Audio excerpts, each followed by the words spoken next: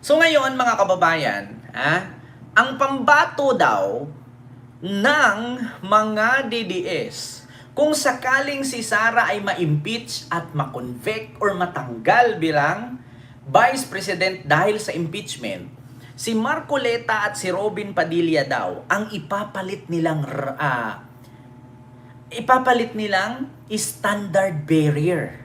Sa madaling salita, panlaban for President and Vice President. Kaya pala mga kababayan, si Marcoleta, maagang nangampanya. Bukod dyan mga kababayan, no? Si Marcoleta, kung ang pangako niya, nung tumakbo siyang senador, ay kung meron kang 2,000 consume sa kuryente, libre. Ang tanong, nasaan na yun? Yung 2,000 pesos na kuryenteng nagamit ay libre. Nagamit ba? Wala nga hanggang ngayon. Ngayon mga kababayan, merong video na nangangampanya na naman si Marcoleta at yung 2,000 consume na kuryente gawing libre, ngayon hindi na. 200 kilowatts na libre. Putang ina 200 kilowatts gawing libre ang consume na kuryente. Ako nga dito kadami kong gadget. Hanggang 40 kilowatts nga lang gamit ko sa isang buwan, 40 to 50 kilowatts.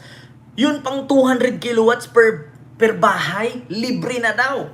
Tignan ninyo mga kababayan, biruin ninyo, ang 40 kilowatts ay 14 pesos per kilowatt yan sa akin. 40 kilowatts, 14 pesos per kilowatts. Alam nyo magkano binabayaran ko, mga kababayan? 2,900 to 3,000. Yung 40 kilowatts. Kasi 14 pesos per kilowatts dito sa amin. Depende na yan sa may Manila. Sa Manila kasi mahal 25 yata per kilowatts, no? Ang kuryente sa Maynila. Dito kasi sa amin sa probinsya, 14 pesos lang per kilowatt. So, ang consume namin dito is 40 kilowatt, 28 to 30 to 40 sa isang buwan. So, nagbabayad ako 3,000 to 4,000 or ang pinakamataas dito 5,000 sa isang buwan. Kung lahat nakabukas ang aircon araw-araw. Dito, sa sobrang lamig sa probinsya, wala naman po kaming aircon, electric fan lang gamit ko. Ngayon, mga kababayan, hindi na nga natupad itong 2,000 na pangako niya na consume sa kuryente ay libre, ginawa pang 200 kilowatts na consume ay libre. Putang ina, 200 kilowatts? Kung marami kang appliances, ang pinakamataas mong kilowatts yan, 150. Magkano na yun, 20,000 pesos yun sa isang buwan, yung 200 kilowatts. Ngayon mga kababayan, naku po, eto na. Hindi na nga natupad itong pangako niyang 2,000. Hindi na nga natupad ang pangako niyang 2,000. Nangampanya ngayon for the sake na kung si Sara ma-impeach, siya maging president sa 2028.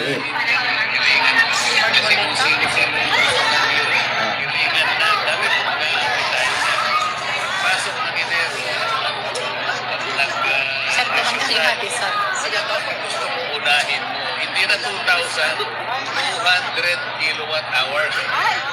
Kasi pag 2,000, pag tinaas mo yung presyo ng kuryente, baka hindi na makuha yung 2,000. Diyos ko, puro mga kalang. Expect natin sa 200 kilowatt hours pababa.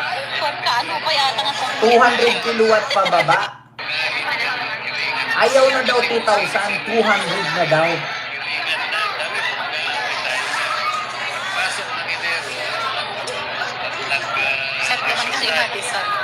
Gusto mo unahin mo, hindi na 2,000, 200 kilowatt hours. Kita nyo? Hindi na 2,000.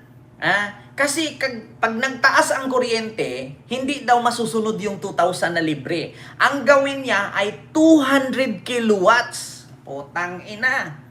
200 kilowatts na na-consume mo, libre yun. Bawat bahay. Yun 200 kilowatts. Kita nyo, 200 kilowatts libre. Hindi na 2,000. Kaya tignan nyo, ang aga-aga niya na namang nambudol, mga kababayan. For the sake na kung si Sara ay matanggal bilang vice at hindi makatakbo sa 2028, siya ang magpresidente, ang pangako niya. Instead of 2,000 na consume sa kuryente libre, ngayon gagawin niya 200 kilowatts. Kita ninyo mga kababayan, 200 kilowatts. Gawing libre. Putang inang yan. Hindi mo nga napatupad-tupad yung 2,000 na pangako mo noon. Ngayon, gagawin mo pang 200 kilowatts. Saan ka kukuha ng 200 kilowatts? Sa 2,000 nga, di mo natutupad yung 200 kilowatts. Magkano? O, sabihin natin 200 kilowatts. O, times. Magkano per kilowatt sa inyo, mga kababayan? Paki-comment. Sige, kung magkano yung 200, hindi nga niya natupad yung 2,000. Yung 200, ipapatupad daw niya. Putang inang yan. Ano ka? May-ari ng Meralco? Magkano ang consume magkano per kilowatt sa inyo dyan, mga kababayan, sa isang buwan? Kasi ako dito, 39 to 40. Kung bukas lahat ng aircon ko. Per kilowatt ko is 14 pesos per kilowatt. Biruin mo 200. 200 times 14.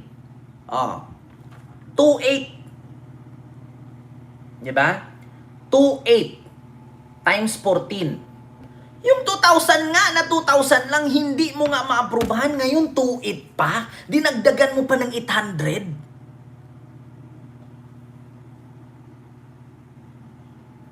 Diba? 2,500 to 2,800 yan. Hindi na daw niya gawing 2,000. Ang gagawin daw niya, 200 per kilowatts. Huwag kang magsinungaling, Marcoleta. Nakuhaan ka ng video niyan sa Hong Kong. Ang aga-aga mong na diba? Ang aga-aga mong nangangampanya. Biruin mo yan. Hindi ka ba nahihiya? Marcoleta, yung 2,000 yung 2,000 mo, hindi mo natupad. Ngayon gagawin mong 200 per kilowatts. 200 kilowatts per hour. Dinagdagan mo pa, hindi mo nga natupad yung 2,000, dinagdagan mo pa ng 800 or 500 kasi depende yan. Yung iba kasi sa probinsya 12 pesos 'Di ba? Tapos dito sa tawag dito sa ibang probinsya 14, yeah? Sa Maynila di ko alam, baka 24 pesos yata per kilowatt, no? Kaya mga kababayan, 13.27 per kilowatt, sabi ni Ma'am Maria Ali Inakay. Kita ninyo mga kababayan? Sir Jeffrey Pabico, 11 din sa amin. Sabihin natin, nagdagdag siya ng 500 to 800 pesos. Sa 2,000 na pangako niya. Yung 2,000 nga na pangako mo, hindi mo natupad-tupad. Tapos ngayon, dadagdagan mo pa. Ginawa mo pa yung 2,000, ginawa mong 2,800 to 2,500. Sige nga. Ayan ulitin ko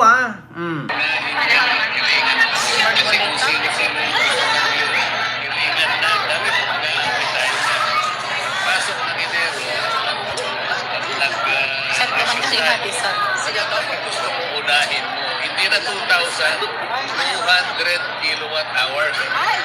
Kasi pag 2,000, pag tinaas mo yung presyo ng kuryente, baka hindi na makuha yung 2,000. Diba? Narinig nyo Hindi na 2,000, 200 per kilowatt na or kilowatt per hour na. Diba? Kumusta yung pangako mo noon? 28,000. Sir Ken, 28,000 ba? 14 lang 200 times 14. So 2,800 lang. Mga kababayan. Yung 2,000 nga, hindi mo tinupad, dagdagan mo pa.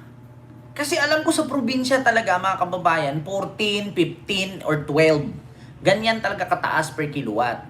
Pero pagdating mo ng Maynila, alam ko sa Maynila, minsan 20, 24, 22, 25. Ganyan, lalong-lalo na kung nangupahan ka, yung nakasubmitter ka. 'Di ba? So, gawin niyang 200 kilowatt per hour o kung nakakonsume ka ng 14 per kilowatt, kung 200, 2.8. Hindi mo nga napatupad yung pangako mo noong 2,000, ngayon gagawin mo pang 2.8. Di ba? Pakita natin mga kababayan. Yung pangako niya, ito. Marcoleta 2K kuryente. Kaya sasabihin nyo, hindi niya pinangako yan. Lahat po ng kumukonsumo ng 2,000 pesos na kuryente pababa, ilibre na po natin. Lahat po ng kumukonsumo ng 2,000 pesos na kuryente pababa, ilibre na po natin. Lahat po ng kumukonsumo ng 2,000 pesos na kuryente pababa, ilibre na po natin. Lahat po ng kumukonsumo ng 2,000 pesos na kuryente pababa, ilibre na po natin. Lahat po ng kumukonsumo ng 2,000 pesos na kuryente pababa, ilibre na po natin. Lahat po ng kumukonsumo ng 2,000 pesos na kuryente pababa, ilibre na po natin. Lahat. Di ba? Kita ninyo? Asaan na yan? Yung 2,000. Pababa, libre. Tapos ngayon gagawin mo 200 kilowatt per hour. Kung maka 30 kilowatt ka dyan, 14 per kilowatt, sige, sabihin natin, 200 kilowatt libre. Kung nasa Manila ka, tapos 25 per kilowatt kasi nangupahan ka lang. Total mo 25 times 200. Putang ina mga kababayan, medyo malaki-laki. Paano ngayon kung singilin ka ng tao, Marcoleta? Biruin mo 25 times 200. 5,000 yan. Marcoleta. Paano kung lahat ng consumer ng Meralco ngayon nagpila doon at sabihin, i-care off nyo lang kay Senador Marcoleta, kay pinangako nyo yan. 'Di ba? Marcoleta, wag mong ipangako yan. Baka magugulat ka. Lahat ng customer ng Meralco, pagpunta doon, care of to Marcoleta, care of to Marcoleta. Magugulat ka niyan. Makasuhan ka ng Meralco, singilin ka ng kalaking utang. Di ba?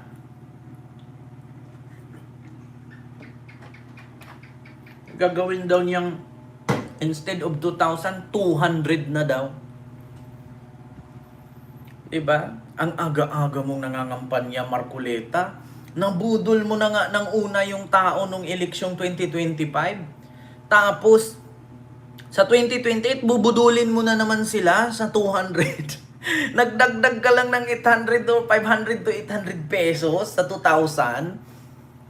Kita nyo mga kababayan, kalukuhan, tigil-tigilan mo kami, Marcoleta. Ay, Diyos ko.